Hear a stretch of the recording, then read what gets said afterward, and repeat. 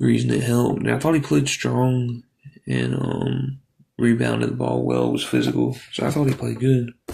And like I've been saying throughout this, everybody raised their level of play. Spurs and the Knicks got more offensive movement, especially the Spurs early in the game. Now they both kind of went away from it as the game went on. But I thought that both of their offenses were looking better than ever with that ball movement. I wish they would have done it more throughout the game, but it's like they both raised their level of play to play their opponent, especially the Spurs. And they both raised their defense as well, especially the Spurs. The Spurs ball pressure was amazing. That's the best I've ever seen Castle, Harper, Johnson play on defense. Probably Fox too. They just, they were playing like they were down 1-0 at home. And very physical. Castle was so physical on defense. He was the best on defense. He was the best defensive player other than, you could say Wemby just because of his rim protection and the way he contests shots and stops people from shooting just because of his length. Castle was just on Brunson, on whoever, McBride. He was just physical without fouling.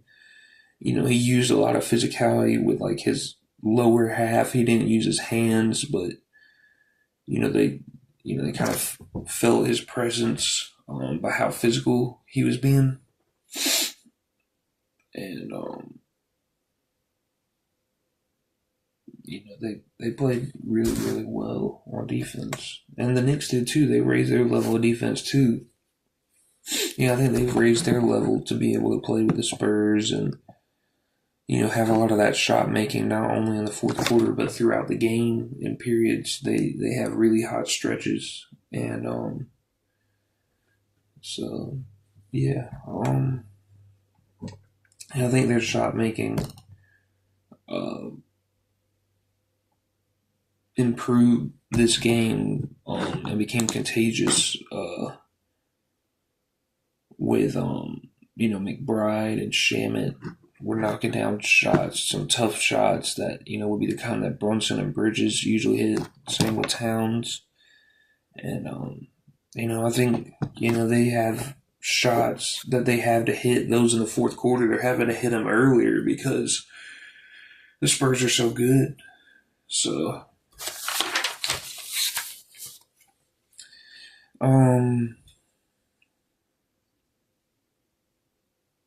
I think Wembanyama, like I said earlier, I think he raised his level of play. That's the best I've ever seen him attack the basket. That's the best I've ever seen him finish strong and get good looks. I mean, he just attacked whoever was guarding him, and they couldn't do it. Usually it was a big, and they couldn't do much against him. He was strong. He had a tight string on the ball with his handle. And he still had 4 turnovers, but I thought he was a lot stronger and took care of the ball a lot better than he did last game. And they were throwing the ball down to him in the post, and they were throwing Karl Anthony Towns the ball on the other side of the post against him and other people. And both of them were making incredible catches and finishing strong. Or Karl Anthony Towns, he had one time, he caught the ball down low, was going to put it up. 2 people jumped, and then he made a great pass to the corner. I think to Miles McBride. So they both did a great job in the post, catching and finishing. And the Wembanyama played good.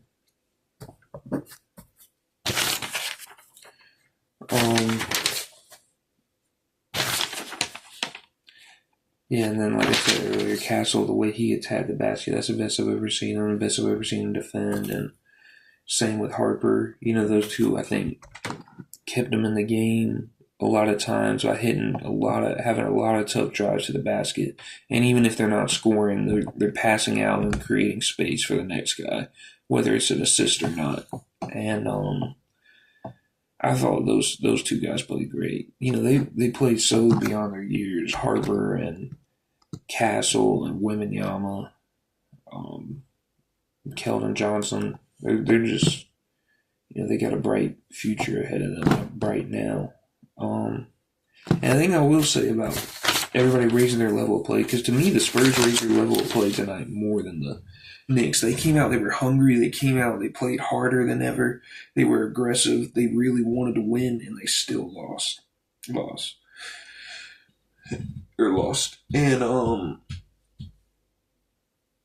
I don't know what's that's gonna take on them emotionally when you expend that much energy and you still lose, and now you got to go back to Madison Square Garden.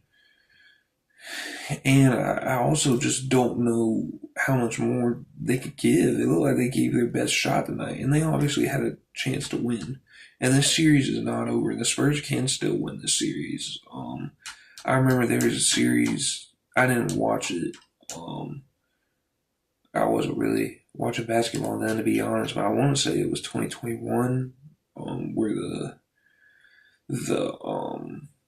Clippers lost 2 games to the Mavs at home, and then they ended up winning the series 4-2 or 4-3. I want to say 4-3. I know the Bulls had the Celtics down 2-0. They won both of the games at Boston, and Rondo ended up getting hurt, and the Celtics won 4 straight, won the series. Celtics were a 1 seed, Bulls were an 8 seed. So obviously, and it doesn't have to be because of an injury, but you can lose your first 2 games at home and still win the series. But it's tough.